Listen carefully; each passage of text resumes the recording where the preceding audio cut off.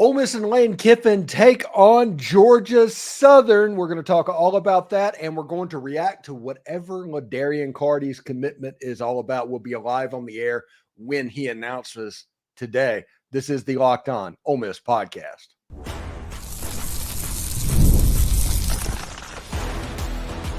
You are Locked On Ole Miss, your daily podcast on the Ole Miss Rebels, part of the Locked On Podcast Network, your team every day. Welcome to the pregame show, Ole Miss, Locked On Ole Miss pregame live with Steven Willis and John Macon Gillespie. We'll get to him in just a second. I'm a 10-year veteran member of the national media and a former Ole Miss staff member. John Macon is the publisher of Ole Miss on SI. We're going to talk about all the latest news, the latest storylines that we know about and all of that. And then towards the end of the broadcast, Ladarian Clardy is going to go live and announce his commitment, whether it's to Ole Miss or away from Ole Miss. We will react to that all as well. But John Macon joins us right here from Ole Miss on SL. How you doing, John? Pretty good, Steven. Just enjoying the Saturday so far. Kind of waiting around for a late kickoff tonight, you know. Yeah, this is the latest kickoff of the year, which all the people that are covering this are going to hate tonight.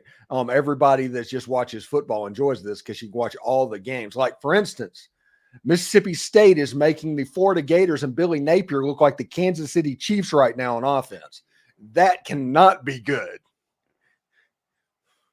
No, it's not, and that's the game I've been locked into so far today, and it's been strangely entertaining. I tweeted that a little while ago that it's kind of held my attention a lot more than I thought it might, and not necessarily for good reasons, but it has held my attention.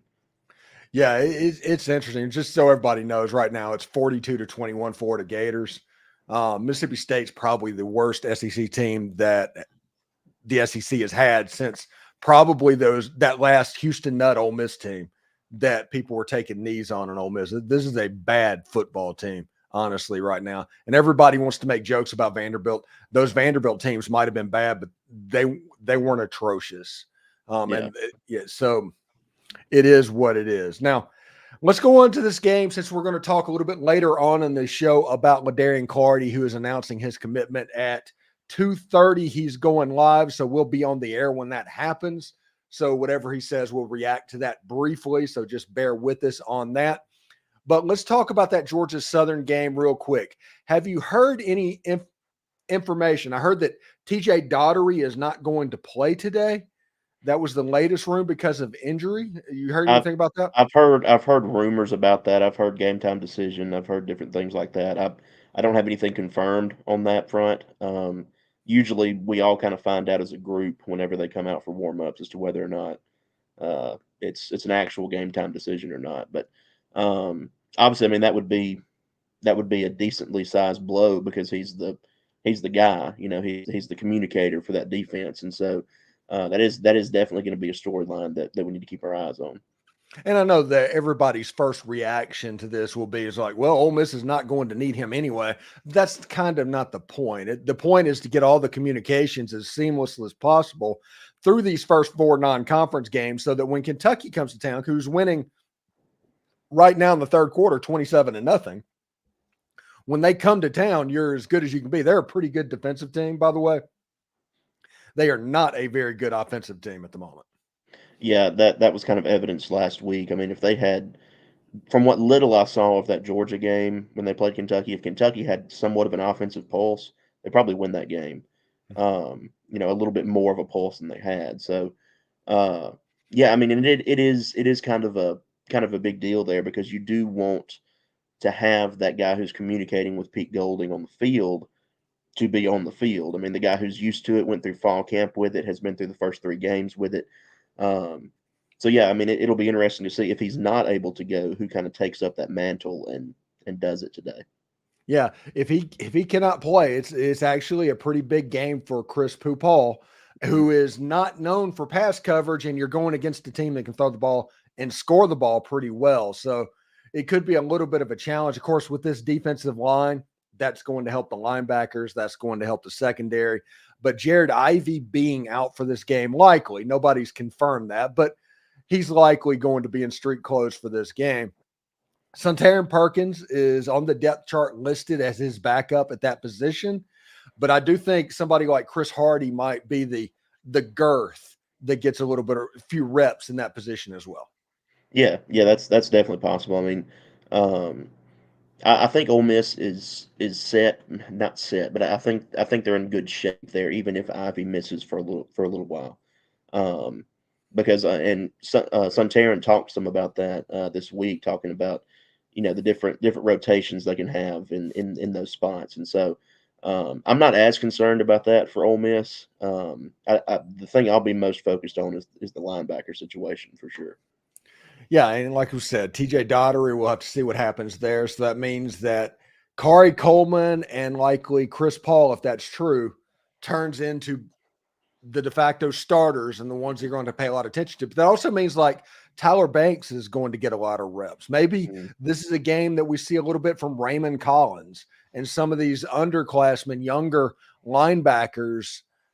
Maybe that's the game plan because, like we've said before, if Ole Miss needs both TJ Dottery and Jared Ivey to beat Georgia Southern, they weren't winning the national title anyway. They weren't making the playoff anyway. So Ole Miss should be fine. They're favored by 5 touchdowns in this game. And offensively, they're doing all sorts of crazy numbered statistics at the moment. So I think this is a situation, this is almost a depth builder game because Ole Miss is likely going to win. They might not cover, but they're likely going to win. And you can get right a little bit defensively and have people like Suntaran Perkins and Tyler Banks and maybe somebody like Raymond Collins emerge at the linebacker position. And you can just get a little bit deeper because I talked all offseason essentially that Lane Kiffin built this roster for 16 games. That's the reason they got built. So they were anticipating this happening. Football is a physical game. So they knew this was going to happen. So they prepared for it. Now let's see if they prepared correctly. Yeah, and that's a situation that Ole Miss has not been in many times. I mean, that was kind of a talking point that we had over the offseason was that, the depth is so much better now than it has been. You can absorb some of these early season blows until some of these guys get back. And I like the way you phrased that, a get right game. I think it's that in a few different ways in preparation for Kentucky. Um, Georgia Southern can throw the ball. That's kind of a given. I am interested to see how the secondary responds to that tonight. I think that will be big. And I think Ole Miss wins this game unless there's some kind of disaster that happens. But I am interested to see the play from the secondary as well. That's something that I've kind of thought about this week. Yeah, and the biggest mismatch that I talked about on my show most of the week was Ole Miss's run game against Georgia Southern's run defense. That's the way this game is likely going to be won. Henry Parrish is just in a big position to have a monster type football game for Ole Miss going against that run defense. That is, everybody wants to talk about Ashton Genty for Boise State, who rushed for 260 yards and 6 touchdowns against the Georgia Southern Eagles. And they're like, hey, we need to get this guy ready for the Heisman Trophy. This is a Heisman type game. But the reality is his backup running back had 9 carries for 120 yards and a touchdown himself. So this wasn't necessarily just a Genty thing. This was a bad run defense thing. And through 3 games where Boise State, Nevada, and South Carolina State were the opponents, Georgia Southern has given up an average of 250 yards rushing allowed per game. That is where this game's bread is going to be buttered, I do believe.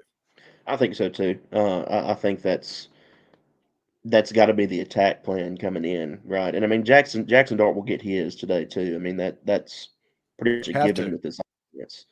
But the run game I think will be the emphasis today, and it'll be interesting to see how the numbers for Parrish look at the end of the night because. Like you said, I think he could be poised to have a really big game. And Matt Jones too. He's kind of established himself as RB2 on this roster right now.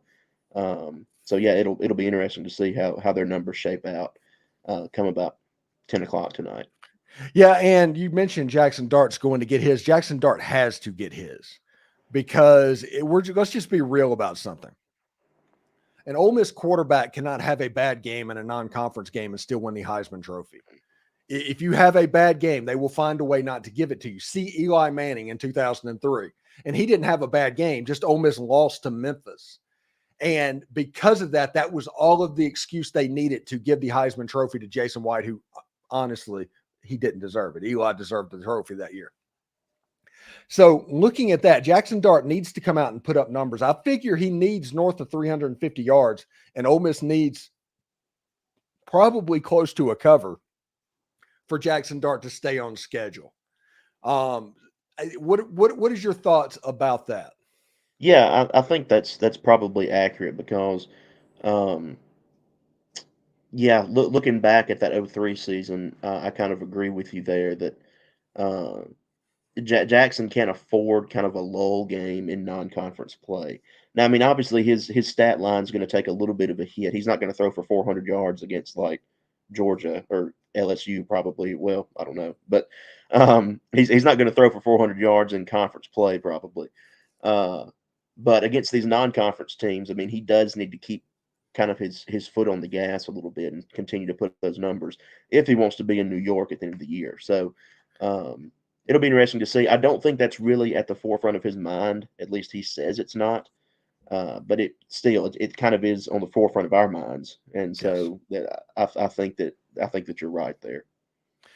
All right. Thanks again for making the Locked On Ole Miss podcast your first listen every day. When we come back, we'll talk about the relationship of Lane Kiffin and Clay Helton and why that could affect the number and the betting line, because they're buddies, they're boys. Lane Kiffin and Clay Helton worked on a staff together. So we'll talk about that a little bit. And we're looking towards Ladarian Clardy's commitment announcement, which is due in about 15 minutes. We'll talk about that as well. So stand by for that.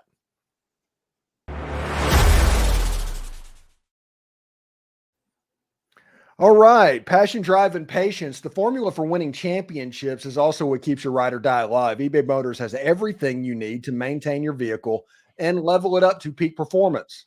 Superchargers, roof racks, exhaust kits, LED headlights, and more.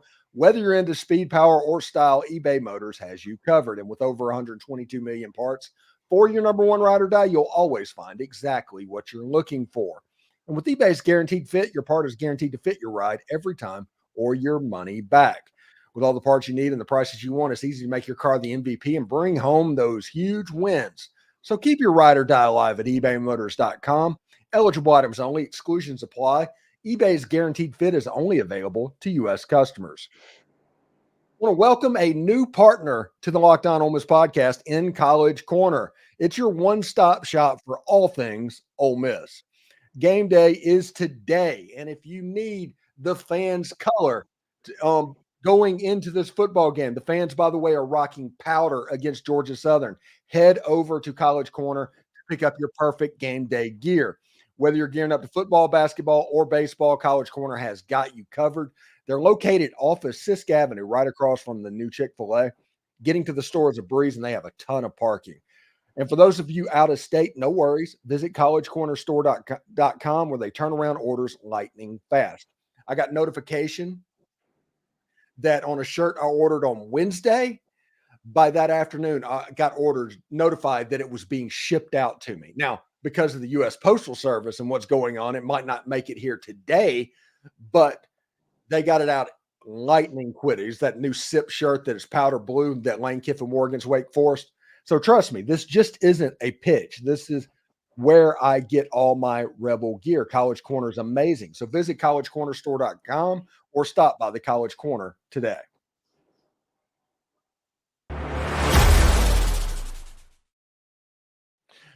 All right, so let's continue with John Macon Gillespie from the Ole Miss on SI. I'm pretty excited to see this, a powder color, and Ole Miss in the game today, per the uniform reveal. They're wearing the white helmets, red jerseys, white pants. I saw that that might have been 2018. That might have been A.J. Brown and those guys against South Carolina.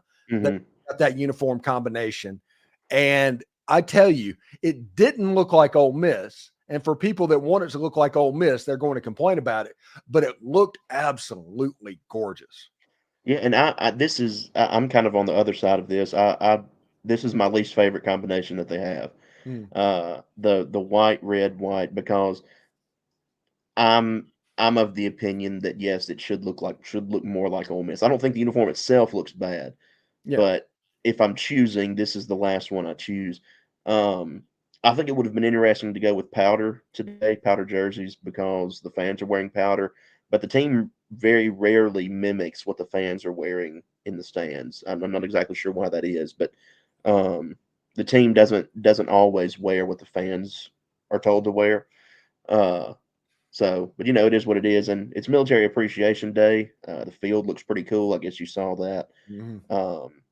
They always kind of do it up special for this game. So yeah, it'll be interesting. And honestly, I expect the crowd to be pretty good tonight too. I mean, it's a sellout, but um, it's a night game, so the weather itself shouldn't be that bad either. Yeah, and the good news about breaking out this uniform combination, this means that the all-time GOAT uniform combination in a uniform football game means navy helmets, red jerseys, gray pants is still on the table for LSU. It is. That is what I've wanted for I guess since 2016. It's Hmm. been that long since Ole Miss wore that combination against LSU. That is still on the table. And I think that there's some nice combinations with the powder jerseys and all of that to where the last 8 games of the season, this SEC slate is at least going to look really good Yeah, it should, and I wouldn't be surprised if they broke out the powder jerseys at LSU, because that's kind of what Kiffin has done sometimes, with the multiple powder times helmets. Yeah. with the powder helmets. Granted, last time almost went to LSU, it was this combination that we're Mhm. seeing today with a different helmet decal, but um, I don't think he'll replicate that again. I don't, because of how that game went. I don't think he'll wear that in Death Valley again. But uh, yeah, I think the SEC slate should look pretty good. Obviously, the powder red gray uniform combination has already been used, which is one of my favorites. They probably won't reuse that one. But they can do the numbers on the side of the helmet and It's and true. break that combination out again. That's true. That's true. When's have they done that under Kiffin? They did the numbers on the side of the helmet with the blue jerseys against Vanderbilt That's right, in 21. Vanderbilt in Mhm. 21. That's right. Yeah, that's right. I wouldn't mind that again, honestly. I am of the opinion, and I've said this multiple times on my shows this week, that if the Georgia game is what we expect it to be, which means Ole Miss takes care of business into Georgia, Georgia takes care of business there, and you have a 1 versus 3 type of game, I think that the numbers on the side of the helmets and either red or blue jersey and the gray pants, it needs to be worn because that needs to be a tribute to Johnny Vaught, because the last time that Ole Miss played in games like that, those are the style uniforms they wore. And all of that, I think it would be an unbelievable tribute if that happens. I think that's a really good idea. That's what I would do. Obviously, I don't make the decisions, Mhm. but that is what I would do because it. You're right that the last time Ole Miss would have been in that situation would have been under Vault, essentially. Um, if that game against Georgia is what we kind of expect it to be, yeah, it should be an insane atmosphere, and those level of games of being that level of importance, Oxford hasn't seen. Yeah, it should be. I mean, there's going to be 400,000 people in Oxford. Say Ole Miss gets that Georgia game undefeated and Georgia beats Alabama next weekend and they get past Texas and that game is absolutely, and like, it's weird to think about that Georgia could be the team that causes this game to not be as hyped up as it could have been. Yeah, because of what they face. Yeah, Yeah. for sure. Because those are, especially with how they performed last week, which I don't think that's going to be. I think that's going to be an outlier in the season for Georgia. But uh, yeah, with what they face on the schedule, I mean, it's definitely possible that could be the ones that make it not as hyped, for sure. Because those games against Alabama and Texas are not easy at all. Yeah, and honestly, this is a blessing in disguise for Ole Miss because in this season, we're not the game that gets circled. Hmm. Like there was no Alabama, Georgia, and there was no Texas, Georgia last year.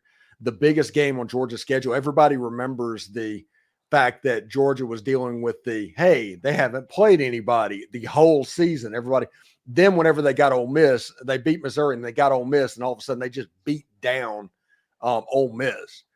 This year, that isn't the case. The Ole Miss game is not going to be circled. It's going to be Alabama and then Texas. And then it's like, okay, there's Ole Miss, and wait, there's Tennessee the week after that. I'm like, Georgia's got an 8-4 schedule if they're not careful.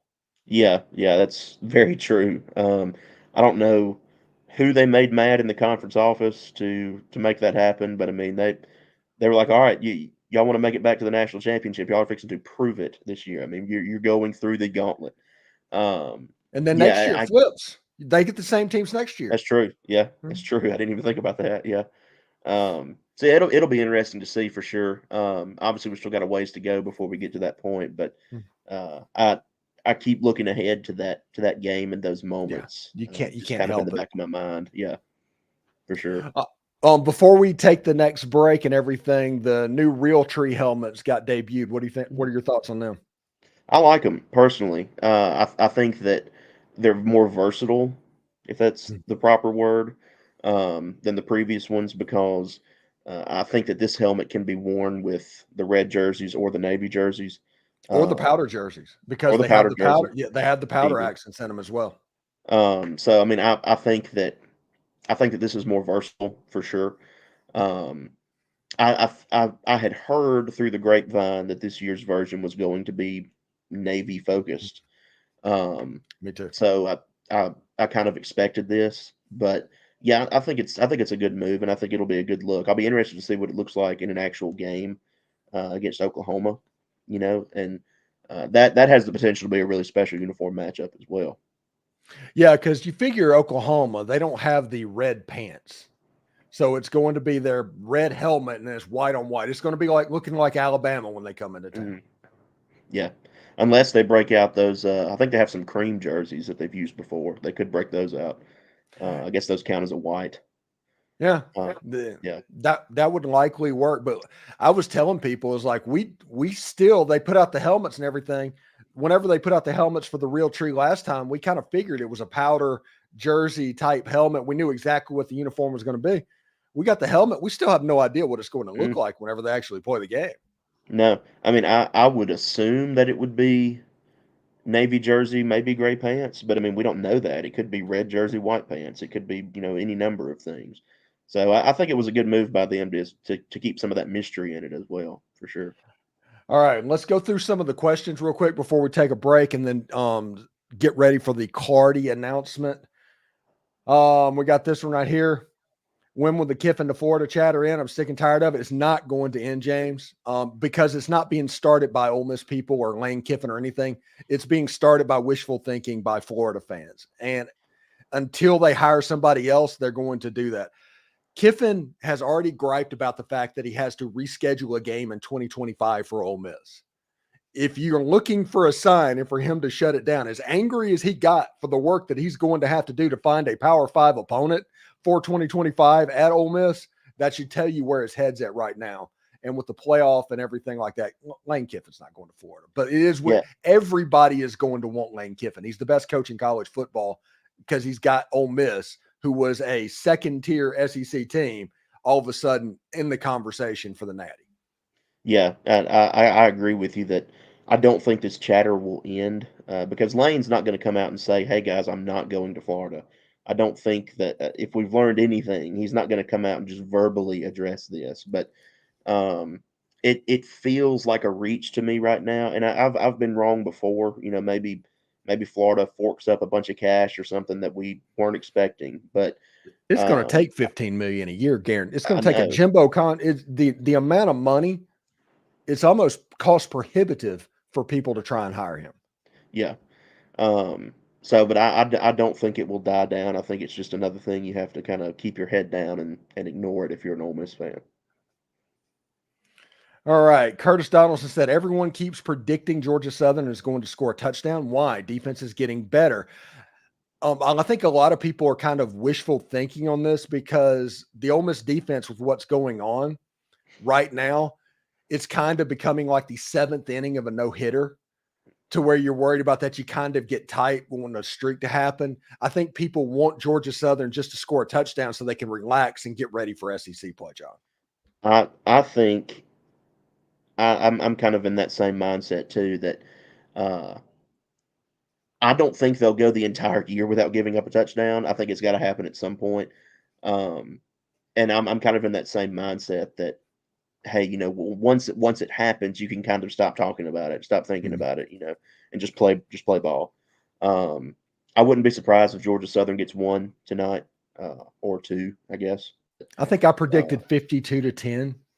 Yeah, I think I had one touchdown for Georgia Southern in my score prediction. I'll have to go back and look, but yeah. So, who do you think scores the first touchdown today, John? Henry Parrish Jr. is who I'm going with. I agree with that as well. And I think it's going to be north of 40 yards. I think it's going to be a long one. Could be, yeah. And if it's not Parrish, I'll go Juice Wells, actually, if it's not Parrish. That's a good pick as well.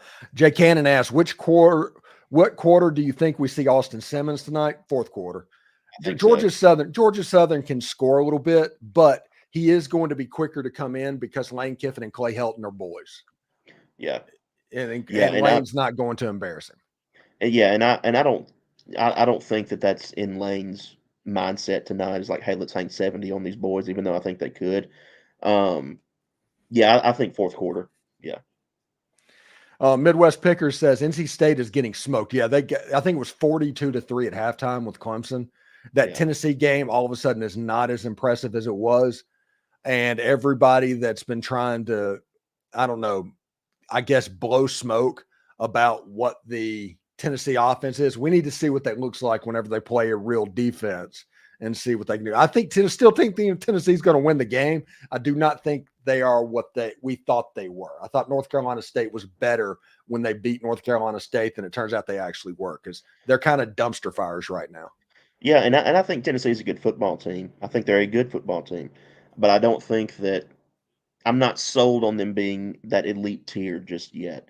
We'll see what they look like tonight, though. I'm really interested in that game that's going to be happening at the same time Ole Miss is playing. Yeah, it should be pretty interesting as well. Ladarian Clardy is getting ready to go. We're going to take a break right now. When we come back, we will react to Ladarian Clardy and all that whenever it goes on. We'll talk a little bit about football this Saturday. Kentucky's now at 34-6 over Ohio. So we'll see exactly how it goes. But this is the Locked On Ole Miss podcast.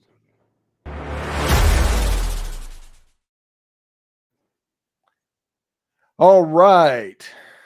Let me put this up because I need this up. We have something a little bit different for you this week, right now through September 22nd, which is tomorrow. All FanDuel customers can bet $5 and get a 3-week free trial of NFL Sunday Ticket from YouTube and YouTube TV. Then with a YouTube TV base plan, you'll be able to watch every regular season Sunday afternoon out-of-market game.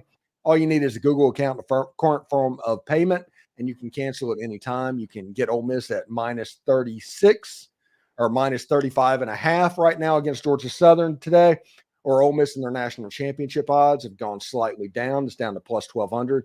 Jackson Dart's Heisman odds are pretty good as well at +600. Whatever your flavor is, you can get it today. Just visit FanDuel.com and download America's #1 sportsbook.